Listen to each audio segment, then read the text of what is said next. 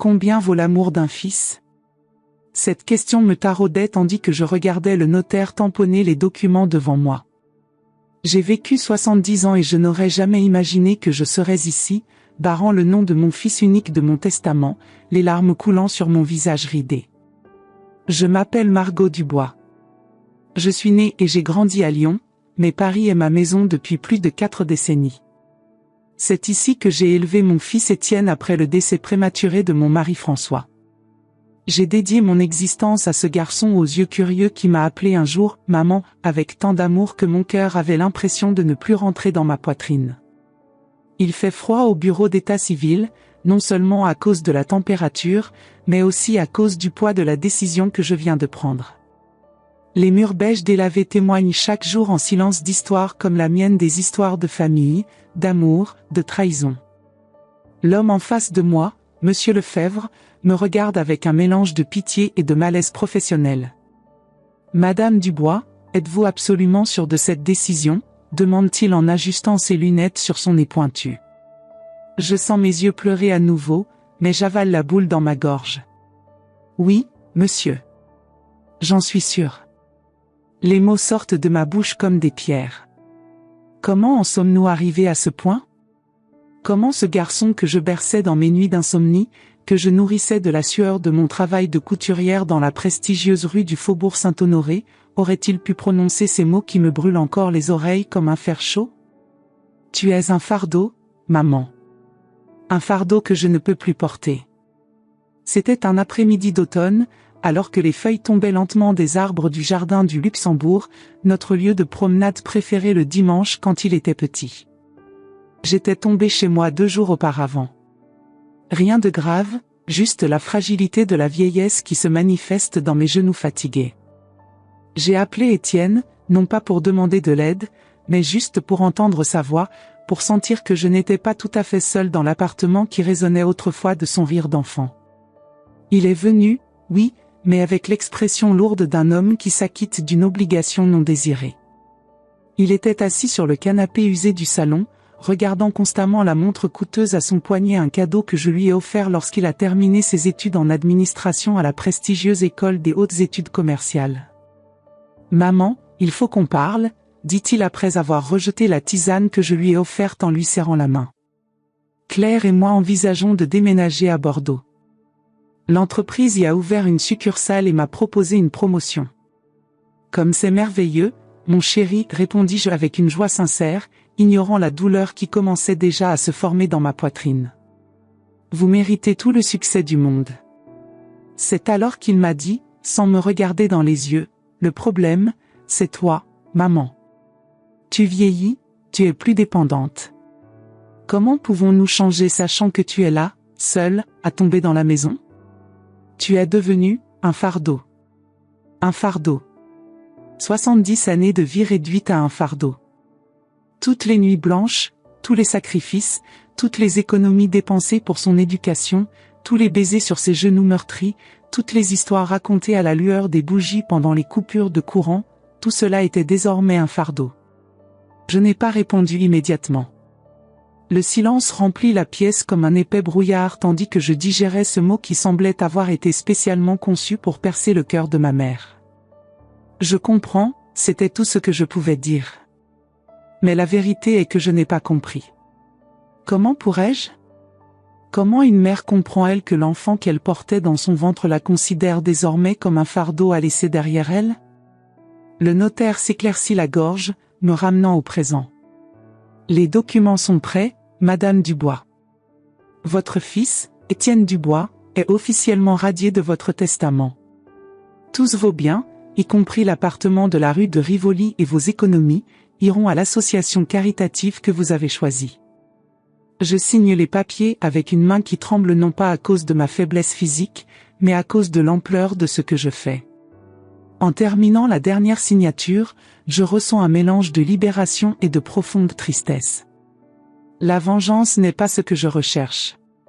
C'est quelque chose de plus profond, de plus douloureux, de plus nécessaire. C'est une leçon que j'espère qu'il comprendra un jour, même si je ne suis plus là pour en être témoin. Et pensez-vous connaître la raison de ma décision? Pouvez-vous croire que ce n'est que l'histoire d'une mère blessée qui cherche à se venger? Oh, comme vous vous trompez. Il y a bien plus dans cette histoire que les paroles cruelles d'un fils ingrat. Ce qui s'est passé après cette journée dans le parc a tout changé et ce que j'ai découvert sur Étienne et sa femme Claire ne m'a pas laissé le choix. Continuez à regarder pour découvrir le secret qui m'a empêché de garder mon fils comme héritier, et le rebondissement surprenant que le destin nous réservait à tous les deux. Après cet après-midi dans le parc, quelque chose en moi s'est brisé. Ce n'était pas seulement la douleur des paroles d'Étienne, mais la prise de conscience que, d'une certaine manière, j'avais échoué en tant que mère. Où est-ce que je me suis trompée? À quel moment mon garçon aux yeux bienveillants est-il devenu cet homme froid et calculateur, pour qui je n'étais qu'un inconvénient? Pendant une semaine, je suis à peine sortie du lit. Les murs de mon petit appartement semblaient se refermer sur moi, témoin silencieux de ma solitude. Les photographies d'Étienne enfant, adolescent, puis adulte, souriant à sa remise de diplôme, semblaient me moquer depuis les étagères. Qui était ce garçon sur les photos? Est-ce que je le connaissais vraiment? C'est Mathilde, ma voisine et amie depuis 30 ans, qui a fini par me sortir de cet état. Il s'est présenté à ma porte avec une tarte aux pommes encore chaude et une ferme détermination dans ses yeux tachés de vieillesse. Assez, Margot. Levez-vous. Vous n'êtes pas la première mère à avoir un enfant ingrat et malheureusement, vous ne serez pas la dernière. Sa franchise m'a frappé comme une gifle nécessaire. Mathilde a perdu son fils unique, Julien, à cause d'un cancer il y a 15 ans. Qui étais-je pour m'apitoyer sur mon sort devant elle, qui portait une douleur que je ne pouvais même pas imaginer? Je m'inquiète pour toi, ma chérie, continua-t-elle, déjà dans la cuisine, préparant un café fort tandis que j'étais assise à table, toujours en peignoir. Étienne m'a appelé. Mon cœur manqua un battement. Que voulait-il? Il m'a demandé si je pouvais garder un œil sur toi. Il a dit qu'il s'inquiétait de sa capacité à vivre seul. Elle s'arrêta, les yeux fixés sur les miens. Il a parlé d'une solution plus permanente, point. Un frisson me parcourut le dos. Quelle solution? Une maison de retraite, Margot. Près de Bordeaux, pour qu'il puisse y venir régulièrement, point. Le sarcasme dans sa voix était évident. J'avais l'impression que le sol disparaissait sous mes pieds. Une maison de retraite? Moi qui faisais encore mes courses toute seule au marché Saint-Germain, qui cousais encore des robes pour le plaisir, qui lisais encore avec voracité les classiques sans avoir besoin de lunettes. Mais c'est absurde. Je n'ai pas besoin, je ne veux pas. Bien sûr que ce n'est pas nécessaire. Mathilde frappa la tasse plus fort que nécessaire sur la table. Mais il ne s'agit pas de vos besoins, ma chérie. C'est une question de commodité. Les leurs. C'est ce matin-là, assis dans ma petite cuisine aux arômes de café et de tarte aux pommes, que j'ai commencé à voir clairement la situation. Il ne s'agissait pas seulement d'être traité de fardeau. Il s'agissait de ce qu'il y avait derrière ces mots, un projet pour me repousser, pour me débarrasser de moi, comme si j'étais un meuble ancien qui ne cadre plus avec le décor moderne de leur vie. « Qu'est-ce que tu vas faire ?» demanda Mathilde, ses yeux révélant qu'elle savait déjà que je n'accepterais pas cela passivement. « D'abord, je vais prendre une douche et m'habiller convenablement, répondis-je, sentant une étincelle de mon ancienne force revenir. Plus tard, je découvrirai exactement ce que fait mon fils. Au cours des semaines suivantes, je suis devenue une sorte de détective de ma propre vie. Avec l'aide discrète de Pierre, le neveu avocat de Mathilde, j'ai commencé à enquêter sur les finances d'Étienne et sur la raison de son soudain intérêt à me déplacer dans une maison de retraite. Ma première visite fut au café de Flore, où Antoine, un vieil ami qui travaillait à la banque où Étienne avait un compte, accepta de me rencontrer discrètement. Le café était rempli de touristes et de Parisiens élégants, le buzz parfait pour une conversation qui n'était pas destinée à être entendue. Je ne devrais pas faire ça, Margot, marmonna Antoine en regardant nerveusement autour de lui tout en me glissant une enveloppe sous la table. Mais après tout ce que vous avez fait pour ma mère pendant sa maladie, disons simplement que je vous dois une dette de gratitude. Dans l'enveloppe se trouvaient des relevés bancaires qui racontaient une histoire alarmante. Factures en retard, prêts consécutifs, retrait de plus en plus important. La richesse qu'Étienne avait bâtie ou que je pensais qu'il avait bâtie n'était qu'une façade soutenue par une montagne croissante de dettes. Est-ce aussi grave qu'il y paraît? Ai-je demandé, la voix tremblante. Antoine hocha gravement la tête. Pire encore. Il a déjà hypothéqué sa maison à 2 reprises. La banque envisage une saisie. J'ai quitté le café avec un vertige, et ce n'était pas dû au café fort que j'avais bu. Comment mon fils, à qui j'ai enseigné la valeur de la frugalité et le fait de vivre selon ses moyens, en est-il arrivé là? Mon prochain arrêt était le bureau de Pierre, situé dans un immeuble Art Nouveau du 7e arrondissement. Le jeune avocat, d'une trentaine d'années et au regard rusé qui ressemblait à celui de sa tante Mathilde, avait déjà entamé sa propre enquête. Vos soupçons étaient fondés, Madame Dubois, dit-il en posant un dossier sur la table entre nous. Votre fils a consulté non pas un, mais 3 notaires différents sur la possibilité d'être désigné comme son tuteur légal. Tuteur légal? Mais ça voudrait dire... Cela signifierait qu'il aurait un contrôle total sur ses actifs, ses finances, ses décisions médicales, tout. Pierre ajusta ses lunettes, un geste qui me rappela le notaire chez qui cette histoire avait commencé. Heureusement, aucun d'entre eux n'a semblé réceptif à l'idée, étant donné qu'on est clairement capable de prendre soin de soi et de prendre ses propres décisions. Un mélange de soulagement et d'horreur m'envahit. Mais va-t-il continuer à essayer? C'est probable. Surtout compte tenu de votre situation financière. Pierre hésita, comme s'il décidait de tout ce qu'il allait révéler. Madame Dubois, il y a autre chose que j'ai découvert. À propos de la promotion à Bordeaux. Et elle? Il n'y en a pas. Du moins, pas comme il vous l'a décrit. Il est muté, oui, mais c'est pratiquement une rétrogradation. Un dernier recours avant un licenciement complet. Chaque nouvelle révélation était comme un coup dur, me coupant le souffle. Le fils que je pensais connaître, dont je croyais pouvoir suivre la vie même à distance, m'était pratiquement étranger. La semaine suivante, j'ai décidé de franchir une étape encore plus audacieuse. Avec l'aide de Mathilde, j'ai visité l'EHPAD de Bordeaux dont Étienne m'avait parlé. C'était un endroit assez agréable, avec des jardins bien entretenus et un personnel souriant, mais il y avait quelque chose d'étrangement institutionnel dans ces murs pâles et ces longs couloirs. Ce n'était pas une maison. C'était une installation. Nous sommes très excités à l'idée d'accueillir votre mère, Monsieur Dubois, a déclaré la réalisatrice, une femme d'âge moyen au sourire qui n'atteignait pas ses yeux. Nous comprenons qu'elle aura besoin de soins particuliers, compte tenu de son état. Je restais figé dans le couloir, hors de vue, à écouter la conversation entre mon fils et cette femme qui discutait de mon avenir comme si j'étais déjà incapable d'avoir une opinion. Oui, malheureusement, elle est de plus en plus confuse, entendis-je Étienne dire d'une voix pleine d'inquiétude dont je savais maintenant qu'elle était fausse. Parfois, il ne reconnaît même pas ses propres petits-enfants. Mes petits-enfants? Mais Étienne et Claire n'ont pas eu d'enfants. Le mensonge était si flagrant, si complet, que j'ai dû me couvrir la bouche pour ne pas laisser échapper un son d'indignation. Cela doit être très difficile pour vous tous, a commenté le réalisateur avec une fausse sympathie. Heureusement, nous disposons d'excellents spécialistes de la démence et des troubles cognitifs. Votre mère sera entre de bonnes mains. Folie? Déficience cognitive? La colère qui s'est accumulée dans ma poitrine m'a presque étouffé. Mais l'heure n'était pas aux affrontements. Il était temps de rassembler des informations. Sur le chemin du retour vers Paris, Mathilde a essayé de me consoler. C'est écœurant, je sais. Mais au moins, maintenant tu sais à quoi tu as affaire.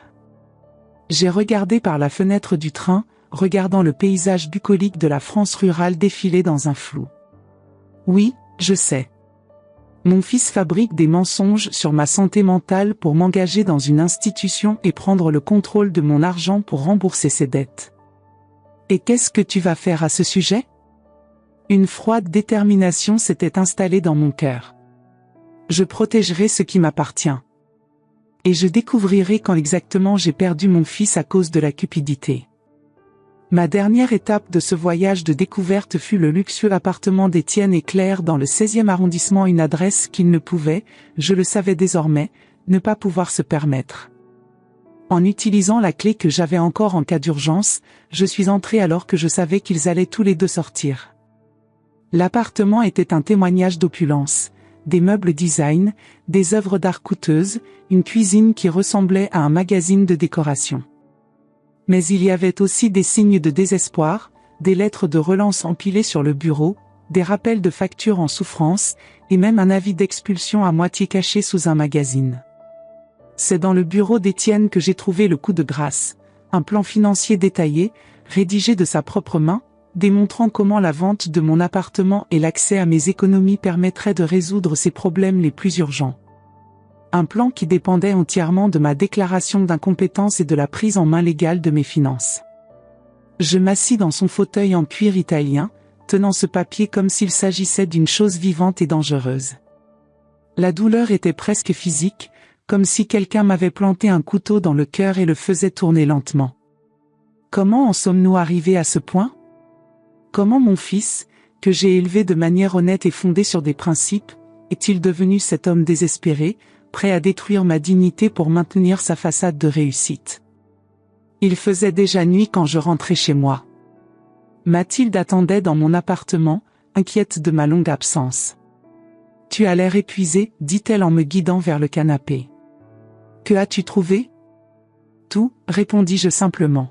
« Et rien de ce que j'ai vu ne me donne de l'espoir. » Je lui ai parlé du plan détaillé, des mensonges qu'Étienne était prêt à raconter, de la vie d'apparence qu'il avait bâtie sur le dos d'une dette désastreuse.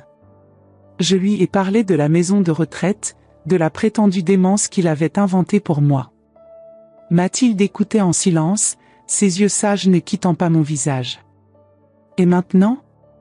demanda-t-elle finalement. « Vas-tu le confronter ?» « Oui, répondis-je, étonnamment calme. Mais d'abord, je vais voir le notaire. Il est temps de protéger ce que j'ai construit au prix de tant de sacrifices. » Le lendemain matin, j'ai pris rendez-vous avec Monsieur Lefebvre, le même notaire qui apparaît au début de ce récit. J'ai expliqué ma situation et mes envies.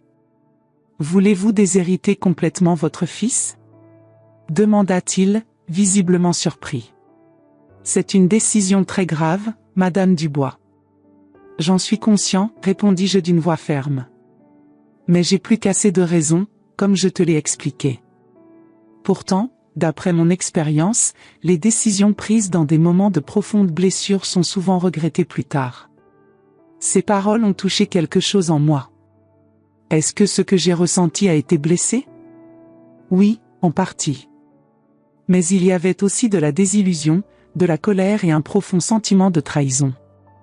Et pourtant, « Avez-vous des enfants, Monsieur Lefebvre ?» j'ai demandé. « 2, répondit-il, un bref sourire adoucissant son visage habituellement sévère. « Alors tu sais que peu importe ce qu'ils font, une partie de nous les verra toujours comme ces petits-enfants que nous tenions autrefois dans nos bras, n'est-ce pas ?» Il hocha la tête, comprenant. « Il existe peut-être une troisième option, » dit-il après quelques instants de réflexion. « Quelque chose qui protège vos actifs, envoie un message clair, mais laisse toujours la porte ouverte à la réconciliation, si c'est quelque chose que vous pensez possible. » Lorsque j'ai quitté l'étude du notaire 2 heures plus tard, je me sentais à la fois épuisé et revigoré. Le plan était en marche. Maintenant, il était temps de confronter mon fils. Sur le chemin du retour, je me suis arrêté au pont des Arts, le célèbre pont des Écluses d'Amour. Il y a des années, quand Étienne était adolescent, nous y avions posé notre propre cadenas non pas en tant qu'amant, mais en tant que mère et fils, une promesse d'amour inconditionnel à travers toutes les tempêtes de la vie. Les cadenas d'origine avaient déjà été retirés par les autorités municipales, préoccupées par le poids supplémentaire sur la structure du pont. Mais le souvenir est resté, aussi vif que le jour où nous étions là, riant et jurant que je croyais indestructible. « Un jour tu auras des enfants, Étienne, avais-je dit en ce jour lointain, et alors tu comprendras ce que signifie aimer quelqu'un plus que soi. » « Je crois que je comprends maintenant, maman, avait-il répondu, ses 17 ans remplis d'un sérieux prématuré. C'est ce que je ressens pour toi. Je ferai n'importe quoi pour te protéger. L'ironie de ce souvenir me coupe maintenant comme du verre. Comment sommes-nous arrivés de ce moment d'émotion à cet abîme de trahison? Debout sur le pont, regardant la Seine couler sans relâche en contrebas, j'ai pris une décision finale, aussi douloureux que cela puisse être, je confronterai mon fils à tout ce que j'avais découvert. Pas pour me venger, mais pour une dernière tentative de compréhension et peut-être, même si cela semblait impossible à ce moment-là, de récupérer quelque chose du garçon que j'avais élevé. Le lendemain matin, je l'ai appelé.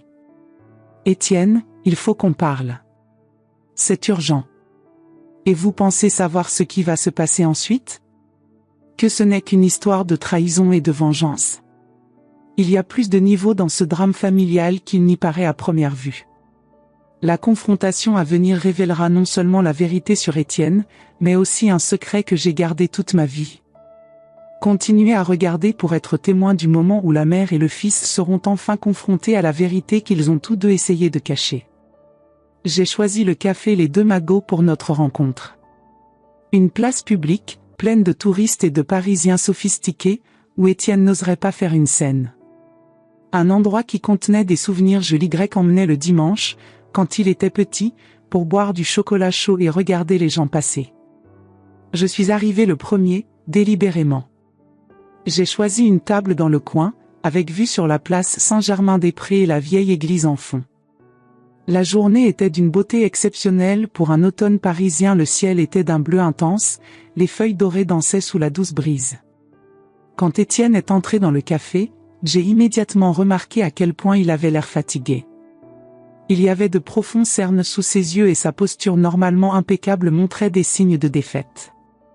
L'espace d'un instant, j'ai senti à nouveau cet instinct maternel, le désir de le protéger, de résoudre ses problèmes, de faire en sorte que tout se passe bien. Mais ensuite je me suis souvenu des documents que Pierre m'avait montrés, des consultations avec les notaires, du projet de me déclarer inapte. « Maman », dit-il en se penchant pour m'embrasser sur les joues, le rituel français aussi automatique que vide à ce moment-là. « Tu as l'air bien. Mieux que la dernière fois. »« Merci, mon fils. Asseyez-vous, s'il vous plaît. » Un serveur s'approche et Étienne commande un expresso. J'étais déjà à moitié plein de ma tasse de thé au jasmin. « Alors quelle est l'urgence ?» demanda-t-il, ses yeux évitant les miens. « Claire et moi sommes en train de préparer le déménagement. Il y a 1000 choses à régler. » Y compris que faire de moi? Les mots sont sortis plus nets que prévu, mais je ne l'ai pas regretté. Ses yeux rencontrèrent finalement les miens, un mélange de surprise et de culpabilité. « De quoi parles-tu » J'ai sorti de mon sac un dossier que Pierre m'avait préparé, des copies de documents prouvant ses rendez-vous chez les notaires, des relevés bancaires montrant sa situation financière précaire, voire une brochure de l'EHPAD de Bordeaux qu'il avait visité. « Je parle de ça, Étienne. Je parle de ton projet de me mettre dans une institution pour prendre le contrôle de mon argent et te sauver de la ruine financière que tu as toi-même créée. » Son visage pâlit, puis rougit. J'ai vu ses mains trembler légèrement tandis qu'il feuilletait les documents. « Comment as-tu eu ça ?» Sa voix était presque un murmure. « Est-ce important ? Ce qui compte, c'est que je sache tout. Je sais pour les dettes. Je suis au courant du quasi-licenciement déguisé en promotion. Je sais pour la maison de retraite. » J'ai fait une pause, laissant les mots pénétrer. Je sais que mon propre fils ne me voit pas seulement comme un fardeau, mais comme un obstacle entre lui et mon argent. J'ai attendu qu'il nie, qu'il se défende, qu'il me fournisse une explication élaborée. Au lieu de cela, j'ai vu quelque chose auquel je ne m'attendais pas, j'ai vu son visage tomber, ses yeux se remplir de larmes. J'ai vu mon fils, mon Étienne, se briser devant moi. « Je suis désolé, maman, dit-il, la voix brisée. Je ne sais pas comment nous en sommes arrivés à ce point. Je ne sais pas comment je suis devenu ça. » Pendant un moment, je suis resté sans voix. C'était la dernière réaction à laquelle je m'attendais. « L'argent ?» continua-t-il en s'essuyant discrètement les yeux avec une serviette. « Ça a commencé avec des petits luxes que je ne pouvais pas me permettre. Puis sont arrivés les emprunts, les dettes qui s'accumulent, les mensonges à clair sur notre situation. L'appartement qu'on ne pouvait pas se permettre, la voiture qui était bien au-dessus de nos moyens. Tout pour conserver une apparence, pour simuler une réussite que je n'ai jamais vraiment obtenue. J'ai regardé mon fils vraiment regarder et j'ai vu quelque chose que j'avais ignoré pendant des années, une profonde insécurité, une peur constante de ne pas être assez, de décevoir. Pourquoi, Étienne? Pourquoi ce besoin de paraître? Il eut un rire amer et sans humour. Tu demandes vraiment pourquoi, maman? Toi, qui as grandi dans une famille simple à Lyon et qui s'est taillé une place parmi les plus grandes couturières de Paris? Toi, qui as élevé seul un fils après la mort de père, sans jamais accepter l'aide de qui que ce soit? Toi, qui m'as toujours dit que je pouvais être n'importe quoi, tout réaliser, si je travaillais assez dur? J'avais l'impression d'avoir été giflé. Était-ce ce que mon fils voyait en moi? Une attente impossible à satisfaire? Une norme inaccessible? Je voulais seulement le meilleur pour toi, murmurai-je, me sentant soudain perdu. Et je voulais juste que tu sois fier de moi, répondit-il, sa voix à peine audible dans l'agitation du café. Nous restâmes silencieux un long moment, chacun absorbant les révélations de l'autre. Le serveur apporta le café d'Étienne, mais il resta intact, refroidissant entre nous. « Qu'est-ce que tu vas faire maintenant ?» demanda-t-il finalement. « Que sais-tu » J'ai pris une profonde inspiration. C'était le moment de vérité. Je l'ai déjà fait, Étienne. J'étais chez le notaire ce matin. J'ai modifié mon testament. Je vis à nouveau son visage pâlir, mais cette fois il n'y eut pas de surprise, seulement de la résignation. Je vois, dit-il en hochant lentement la tête. Assez juste. Plus que juste, en fait. Non, répondis-je, tu ne comprends pas. J'ai sorti un autre document de mon sac, celui-ci, nouvellement signé ce matin-là. Je l'ai poussé à travers la table vers lui. Qu'est-ce que c'est? Demanda-t-il, confus. Leïa. En serrant la main, il ouvrit le document. J'ai vu ses yeux parcourir les lignes, la confusion sur son visage grandissant à chaque paragraphe. Maman, c'est un accord de prêt, ai-je ajouté. Je vous prête suffisamment d'argent pour rembourser vos dettes et recommencer. Avec des conditions de paiement claires, des intérêts équitables et une clause spécifique. Quelle clause? Demanda-t-il, toujours abasourdi. Que tu suives une thérapie, Étienne. Que tu cherches de l'aide pour comprendre pourquoi tu as ressenti le besoin de construire cette façade, ce château de cartes qui s'est effondré sur toi. Il leva les yeux du document, les larmes coulant librement maintenant. Pourquoi? Pourquoi ferais-tu ça après tout ce que j'ai prévu, après ce que j'ai dit? Après l'avoir traité de fardeau? Ce fut à mon tour de sentir les larmes me monter aux yeux. Parce que je suis ta mère, Étienne. Et cela signifie que je t'aime même si tu ne le mérites pas. Cela signifie que je vois au-delà de tes erreurs et que je vois l'homme que je sais que tu peux être. J'ai tendu la main par-dessus la table et après un moment d'hésitation, il l'a prise dans la sienne. Ses mains, autrefois suffisamment petites pour se perdre dans les miennes, s'enroulaient maintenant doucement autour de mes doigts ridés. Tu as raison sur une chose, continuai-je.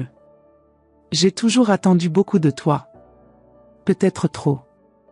Je voulais tellement que tu aies des opportunités que je n'ai jamais eues, que peut-être j'ai oublié de te montrer que je t'aimerais, peu importe ce que tu accomplirais. Je ne mérite pas votre gentillesse, murmura-t-il. Aucun de nous ne mérite la gentillesse, mon chéri. C'est pour ça qu'on appelle ça de la gentillesse, pas de la dignité. Dans ce café historique, entouré de touristes prenant des photos et de Parisiens pressés, mère et fils ont commencé à reconstruire un pont qu'ils avaient tous deux, de différentes manières, contribué à détruire. Mais il restait encore une dernière révélation à faire. Un secret que j'ai porté tout au long de ma vie et que, j'ai réalisé à ce moment-là, qu'il était temps de le partager. Pensez-vous que vous connaissez cette histoire maintenant? Qu'il s'agit simplement de pardon et de réconciliation? Il reste une dernière pièce de ce puzzle qui va changer tout ce que vous pensiez comprendre sur moi, sur Étienne et sur le vrai sens de la famille. Une révélation si profonde qu'elle transformera non seulement notre relation, mais toute la compréhension de nos vies. Continuez à surveiller le dernier chapitre de cette histoire, où le secret gardé pendant 70 ans sera enfin révélé. Une semaine après notre rencontre au café, j'ai invité Étienne à dîner dans mon appartement. Il accepta volontiers, sans la réticence qui était devenue caractéristique de ses visites ces dernières années. J'ai préparé la bouillabaisse, son plat préféré depuis son enfance. L'appartement était rempli de l'arôme réconfortant du safran, des herbes provençales et des fruits de mer lorsque la sonnette retentit à cette heure précise. Étienne est arrivé avec un bouquet de pivoine, mes fleurs préférées, et une bouteille de chablis. Il y avait en lui une légèreté que je n'avais pas vue depuis des années, comme si un poids avait été enlevé de ses épaules. L'argent que je lui ai prêté avait déjà servi à négocier avec ses créanciers les plus pressants, et il m'a dit qu'il avait eu sa première séance de thérapie. C'est bizarre, dit-il en m'aidant à mettre la table, un rituel que nous faisions ensemble quand il était plus jeune. Parler à un étranger de choses que je n'ai jamais pu dire, même à moi-même. Les vérités les plus dures sont celles que nous gardons même pour nous-mêmes, répondis-je en pensant à ce que j'allais révéler. Nous avons dîné tranquillement, discutant de choses légères, des souvenirs heureux de son enfance, des histoires drôles de mes années de couturière, des observations sur la façon dont Paris avait changé et était resté le même au fil des décennies. Ce n'est que lorsque nous avons servi le café, assis côte à côte sur le canapé usé du salon, que j'ai trouvé le courage de faire ce que j'avais à faire. Étienne, il y a quelque chose que je dois te dire. Quelque chose que j'aurais dû te dire il y a longtemps. Il a dû sentir la gravité de ma voix, car il a posé sa tasse sur la table et s'est tourné vers moi avec toute son attention. Qu'est-ce qui ne va pas, maman ? Je me levai, me dirigeai vers le vieux coffre en chêne où je gardais mes trésors les plus précieux et en sortis une petite boîte en bois sculpté. Je suis retourné au canapé et je l'ai placée entre nous. Qu'est-ce que c'est ? Demanda-t-il, curieux. La vérité, répondis-je simplement en ouvrant la boîte. À l'intérieur se trouvait une vieille photographie sépia, des lettres jaunies par le temps et un petit médaillon en argent. J'ai pris la photo et je la lui ai tendue. Sur l'image, une jeune femme qu'il a reconnue comme étant moi, âgée d'une vingtaine d'années, se tenait à côté d'un homme en uniforme militaire. Ce n'était pas ton père, François. Qui est cet homme ?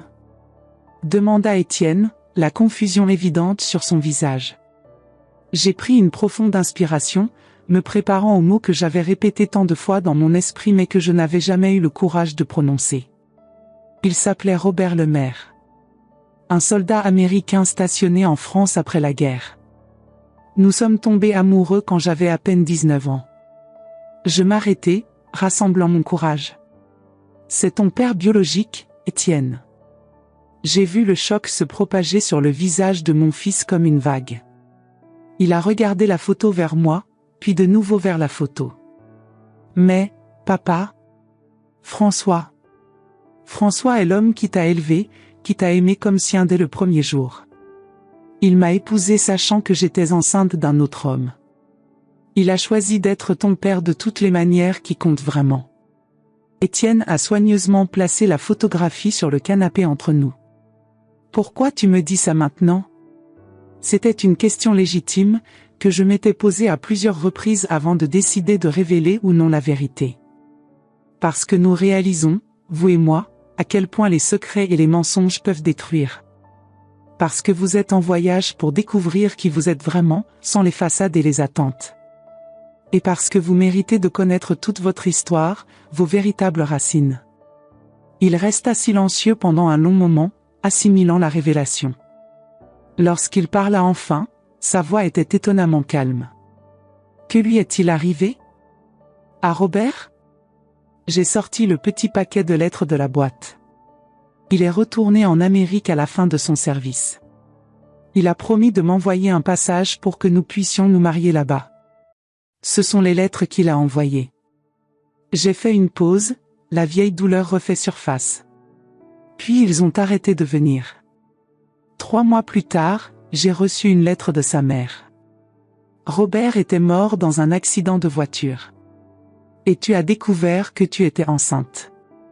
J'ai hoché la tête. Dans la France de l'après-guerre, la vie d'une mère célibataire n'a pas été facile.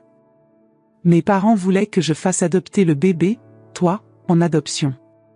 C'est alors que François, qui m'avait toujours aimé en silence, m'a proposé de m'épouser. Est-ce qu'il le savait? Depuis le début. Et cela ne lui importait pas. Il t'a aimé dès le premier instant, Étienne. Il n'y a jamais eu un seul moment où il t'a traité différemment que si tu étais son fils biologique. Les larmes coulaient désormais librement sur le visage d'Étienne. Pourquoi vous ne me l'avez jamais dit? Au début, tu étais tout petit. Puis François nous a demandé d'attendre que tu sois plus grand. Puis, il est mort si subitement alors que tu n'avais que 8 ans. Tu étais tellement dévasté, et j'avais tellement peur que la vérité t'éloigne non seulement de la mémoire de François, mais aussi de la mienne. J'ai séché mes propres larmes. Au fil du temps, il m'a semblé de plus en plus difficile de trouver le bon moment. À chaque anniversaire, à chaque Noël, je me disais, c'est peut-être le bon jour. Et puis le courage m'a manqué. Étienne sortit le médaillon d'argent de la boîte et l'examina attentivement. À l'intérieur, il y avait une petite photographie de Robert, au dos, les mots gravés, pour toujours et en un cas. Voici donc l'homme dont le sang coule dans mes veines, dit-il presque pour lui-même. Un homme que je n'ai jamais rencontré. Mais tu connais la moitié de ton histoire grâce à moi, répondis-je doucement. Et l'autre moitié à travers l'homme qui a choisi d'être ton père. Le sang est important, Étienne, mais les choix que nous faisons aimer, prendre soin, rester sont ce qui construit véritablement une famille. Il hocha lentement la tête, toujours en train de tout comprendre. Puis il demanda quelque chose qui me surprit complètement. Est-ce qu'il est au courant pour moi? Sa famille en Amérique? Je n'avais jamais envisagé cette possibilité. Je ne sais pas. Robert a dû parler de moi, de nous, à sa mère, car elle savait où me trouver pour lui envoyer la nouvelle de sa mort. Mais s'il vous connaissait avant de mourir, je ne peux pas le dire. Je pourrais avoir des cousins, des oncles, voire des demi-frères et sœurs quelque part en Amérique, songea-t-il, un nouveau monde de possibilités s'ouvrant à son horizon. C'est possible, ai-je accepté. Les Lemaire étaient originaires de l'Ohio, d'une petite ville appelée Marietta. La famille y avait une quincaillerie, d'après ce que m'a dit Robert. Nous nous tûmes à nouveau, chacun perdu dans nos propres pensées. C'est Étienne qui finit par parler. Tu l'aimais beaucoup, n'est-ce pas? J'ai regardé la photo fanée, ressentant cette vieille douleur mêlée à une douceur qui n'a jamais complètement disparu. Oui, avec toute l'intensité de mes 19 ans. Ce fut un amour bref mais vrai. Mais, ajoutai-je en prenant ses mains dans les miennes, cela ne diminue en rien l'amour que j'ai ressenti pour François, l'homme avec qui j'ai choisi de partager ma vie, l'homme qui t'aimait comme son sang. Et l'homme que j'ai toujours connu comme mon père, a ajouté Étienne, la voix brisée. Cela ne change rien à ce qu'il représentait pour moi. Bien sûr que non, ai-je accepté. Certains liens vont bien au-delà du sang, mon fils. Il regarda de nouveau le médaillon qu'il tenait à la main. Puis-je avoir ça? Bien sûr. Cela fait autant partie de votre histoire que de la mienne. J'ai regardé mon fils fermer le médaillon et le placer soigneusement dans la poche de sa chemise, à côté de son cœur. Il y avait une nouvelle dignité chez lui, une compréhension plus profonde dans ses yeux. Quand je t'ai appelé l'autre jour, après notre conversation autour d'un café, commença-t-il avec hésitation, et que je t'ai dit que tu avais annulé le changement de testament. J'étais tellement confus. Je ne méritais pas cette gentillesse. Ah, mais tu mérites une seconde chance, Étienne. Nous la méritons tous. Je souris en lui serrant la main. D'ailleurs, je n'ai jamais eu l'occasion de signer les papiers notariés annulant votre héritage. Ses yeux s'écarquillèrent. Mais tu as dit... J'ai dit que j'avais modifié mon testament, et je l'ai fait. J'ai ajouté une clause stipulant qu'une partie servirait à créer une fondation à la mémoire de François et Robert, les deux hommes qui, chacun à leur manière, vous ont donné la vie. Le reste reste à vous, pour que vous puissiez l'utiliser avec sagesse et détermination. C'est donc pour ça que le notaire m'a appelé. Murmura-t-il en se souvenant. Il voulait que je signe comme témoin de la nouvelle version. Exactement. Et selon lui, tu as pleuré au bureau. Étienne baissa la tête, une légère rougeur colorant son visage. C'était un moment de clarté. De réaliser à quel point je m'étais perdu, à quel point je m'étais éloigné des valeurs que papa et toi aviez toujours essayé de m'enseigner. J'ai souri, ressentant une paix que je n'avais pas ressentie depuis longtemps. Il n'est jamais trop tard pour retrouver sa voie, mon chéri. Il m'a fallu 70 ans pour trouver le courage de partager ma vérité. Toi, à tout juste 42 ans, tu commences déjà à reconstruire ta vie sur des bases plus honnêtes. Nous nous sommes embrassés, un long et vrai câlin, sans les barrières invisibles qui s'étaient dressées entre nous au fil des années. Lorsque nous nous sommes séparés, j'ai vu quelque chose de nouveau dans ses yeux, pas seulement du regret ou de la gratitude, mais une détermination. « Maman, dit-il d'une voix ferme, je ne vais pas à Bordeaux. »« Quoi ? » ?»« Mais la promotion. » »« C'est comme tu l'as dit, ce n'est pas vraiment une promotion. C'est une porte de sortie pour quelqu'un dont on veut se débarrasser. Et franchement, ce travail fait partie du problème. J'essaie toujours d'impressionner, j'ai toujours l'impression que ce n'est jamais assez. Il secoua la tête. Je ne sais pas encore ce que je vais faire, mais je sais que je dois recommencer. Construire quelque chose de réel cette fois. Et Claire ? Qu'est-ce qu'elle en dit ? Un sourire triste apparut sur son visage. Claire est partie. Quand j'ai avoué nos dettes, nos problèmes, elle a fait ses valises le lendemain. Je pense qu'elle est tombée amoureuse de l'idée de l'homme à succès que je prétendais être, pas de l'homme incertain que je suis vraiment. J'ai senti mon cœur se serrer pour lui, mais il y avait aussi un étrange soulagement. Peut-être est-ce là la purge nécessaire, pensais-je, le feu qui défriche la forêt pour que de nouvelles graines puissent germer. Et où vas-tu vivre, sinon à Bordeaux ? Il hésita, regardant autour de lui l'appartement avec un regard neuf. En fait, je pensais, cet endroit a beaucoup de pièces vides depuis que tu as commencé à vivre seul. Peut-être que si la compagnie ne te dérange pas, je pourrais rester ici pendant un moment. Juste jusqu'à ce que je me ressaisisse. Les larmes me sont venues aux yeux sans avertissement. Mon fils, mon Étienne, demande à rentrer à la maison. Non pas comme un échec, mais comme un homme à la recherche d'un nouveau départ. Rien ne me rendrait plus heureux, répondis-je, ma voix tremblant légèrement. En plus, ces vieux os auraient besoin d'un peu d'aide pour les grosses courses. Nous avons ri ensemble, et dans ce rire il y avait la promesse de jours nouveaux. Des jours de reconstruction, de redécouverte, de vérité partagée et de secrets enfin libérés de leur captivité. Cette nuit-là, pendant qu'Étienne dormait dans sa chambre d'enfance, je m'asseyais près de la fenêtre, regardant les lumières de Paris briller dans l'obscurité. J'ai pensé à François, mon cher mari, et à la façon dont il aurait approuvé ce qui s'est passé aujourd'hui. J'ai pensé à Robert, mon premier amour, et au fils qu'il n'a jamais rencontré, mais qui portait ses traits dans son sourire et son tempérament. J'ai surtout pensé au voyage qui nous a amenés ici, aux paroles cruelles et aux vérités cachées, aux blessures infligées et aux pardons offerts, aux ponts brûlés et reconstruits. Vous voyez, en fin de compte, ce n'était pas une question d'héritage ou d'argent. Il ne s'agissait pas de punir ou de pardonner. Il s'agissait de la vérité la plus fondamentale de toutes, l'amour réel, imparfait, persistant est le seul héritage qui compte vraiment. C'est le seul héritage qui nous survit, qui continue de vivre dans les vies que nous touchons, les histoires que nous partageons, les secondes chances que nous nous donnons.